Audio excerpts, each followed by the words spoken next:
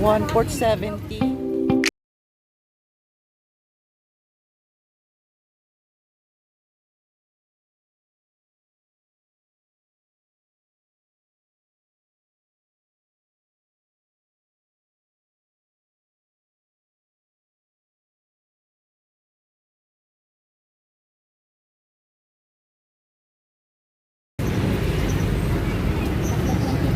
Magkano to ate? Tatlo 25. Ito ate, damihan mo na to. Chlorine. Tapos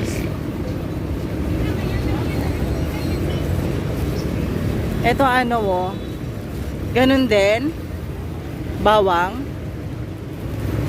Tatlo 25 din. Ha? Oo. Isa pang isa. Isa pa. Saka na isa. Isang daan. 100. Bali, 100 po lahat. Okay. Ito, 3 tawas. Tapos, ito naman, anyel.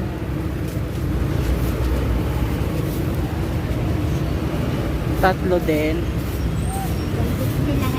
150 lahat.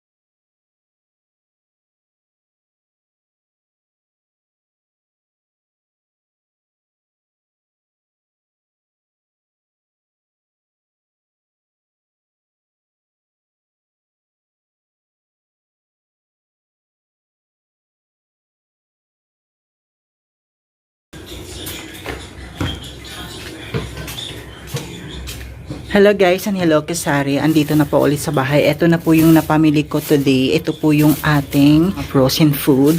Tapos bumili na rin po tayo ng kaprasong tinapay. Ito naman po yung ating sibuyas.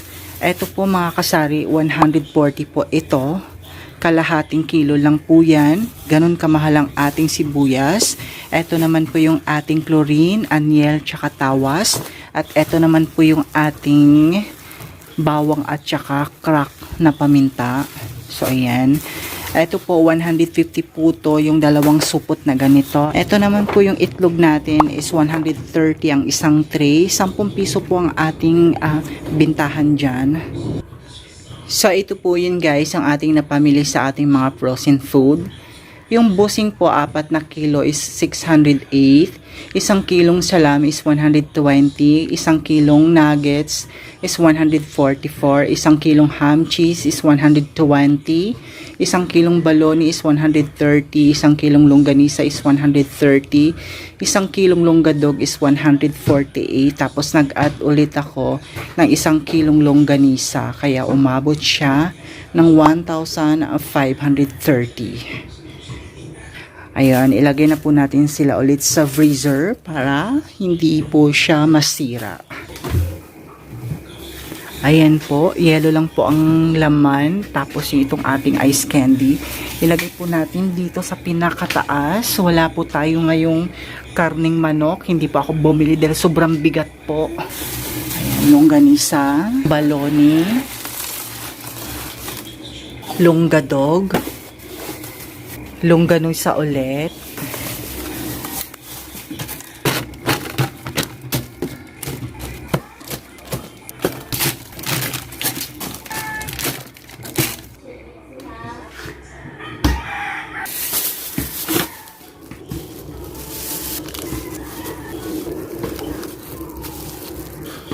Di ba? So ito po yun mga kasari, dagdag kita po din po sa ating tindahan to. Start po tayo dito. Ito po yung anyel. Ito yung pinanglalagay sa puti na damit o kaya sa mga uniform ng mga estudyante. Yung puti niya parang nagiging kulay blue. Comment down below po kung nagagawa nyo rin po yan sa mga may mga anak na estudyante dyan. Ganito po yung ginagawa nila. Nilalagyan po nila ng anyel. Ito naman po yung ating chlorine. Alam naman po natin kung saan po dapat ang chlorine nilalagay. Itong chlorine na to is para lang po talaga to sa mga puting damit. Ang bintahan po natin dito is piso lang po. Yan po sa mga can't afford na makabili ng Zonrox. Sa halagang piso pwede na po kayong magkaroon ng pampaputi ng ating damit. Ayan po, ang bintahan po natin nito is piso. Ang bili ko po nito doon sa babae kanina sa may tulay, 3.25 pesos. Pati din po itong anyel, 3.25 pesos. Lahat po yan, 3.25 pesos. Ito naman po yung tawas. Ito po yung ginagamit ng mga kabataan dito sa kanilang mga kilikili kasi can't afford silang makabili ng deodorant. Alam naman po natin na talagang pricey po yung deodorant. Kaya ito po yung pangtanggal sa amoy ng kanilang kilikili. Ito naman po yung ating bawang. Yung isang ganito po is piso po yan na yun, nakabalot na po siya sa plastic. Tapos eto naman po is yung pamintang durog. 3.25 pesos din po yan. So lahat po yan, tigpipiso po yan lahat ang bentahan natin. Isang ganito po is may tubo po tayong 5 pesos. Hindi na rin po masama mga kasari. Dagdag na rin po yan sa ating paninda. Dito po natin isasabit yan mga kasari. Ayan, may alambre ako ditong lagayan yan. Itutusok po natin yan dito.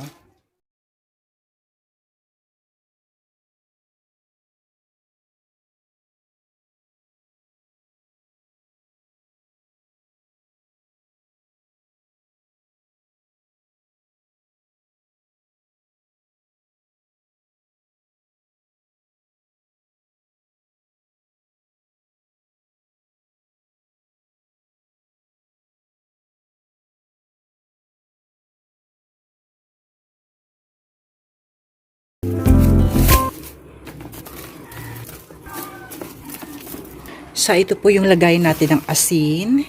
Ito po yung lagayan natin ng luya. Magkatabi na sila ng ating sibuyas. At ito naman po yung ating bawang. Ayan, may naligaw na birch tree. Wala na kasing mapaglagyan. Tapos ay mga kasari, ipakita ko ulit sa inyong aking lagayan ng ating mga instant coffee. Ayan, konti na lang din po siya ulit. Ngayon lang po is namili lang po ako ng ating mga frozen food kasi sobrang bigat po talaga nila. So ayan, as usual, meron pa naman din po tayo ditong mga condiments. Ayan, meron pa naman po kahit papano. Dito naman po is wala na naman po tayo ulit mga canned goods. Konti na lang. Pero maglalagay po tayo dyan. Eto naman po mga kasari yung ating canned goods na ilalagay. Tapos eto naman po dito is hindi pa po natin nailagay sa kanilang mga lagayan. Pati ito po dito sa pangatlong box, meron pa po ditong mga iba't ibang klase ng ating mga instant noodles. Nandito pa rin po yung ating mga sigarilyo at may mga candy pa po tayo, katol. Dito naman is puro naman siya mga canned goods. Ito naman po yung ating mga laundry product. At dito naman po sa pang-apat na boxes, nandito pa rin po yung ating mga iba't ibang klase ng ating mga biscuit at mga fudgy bar. So ayan, ilalagay po natin lahat yan sa kanilang mga lagayan. Ayan pa po, may nakabukod pa pong mga iba't ibang klase po yan ng ating instant coffee.